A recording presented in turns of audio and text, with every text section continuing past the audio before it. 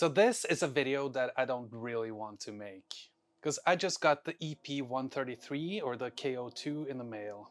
And I was super excited, but if you have been on Reddit lately on the teenage engineering forums, you might have seen that a lot of users have received faulty units. Especially the fader is defective in many units. And I'm one of those lucky customers. But there's also several users who have issues with the speaker as well. And as you can see, there is absolutely nothing happening when I'm touching the fader. And of course, this is very disappointing. And maybe I should have gotten skeptical when seeing the price tag of only $300. And of course, with a company that charges $1,600 for a flimsy IKEA looking table, you shouldn't expect OP1 quality for a $300 device. But usually their expensive devices are overpriced, but they're good. And if you look at the TX6, for example, it's all metal and it has high precision machined parts, so it feels like a high-end device. But this isn't Teenage Engineering's only cheap device, and you're probably familiar with the pocket operators.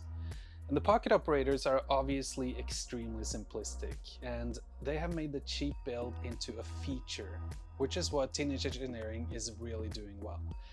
And in that tradition, the EP-133 also has a cheap build that they've turned into a design feature. The device is practically a motherboard with some plastic casing that is kind of emulating a Lego design, which allows for very cheap manufacturing. But they've embraced the cheap components and turned them themselves into a design feature. And this is fine. I don't have any problems with this. But when extremely cheap components are paired with terrible quality control, then we get some real problems. Several users have opened up their devices and fixed them themselves, and what seems to be the problem is that the pins in the fader are bent so that they don't transmit information. Meaning that they haven't been damaged during assembly or transportation or when putting that little fader knob on the faders. The affected faders have actually never worked. And this would have been easy to check in the quality control, but for some reason it was never caught.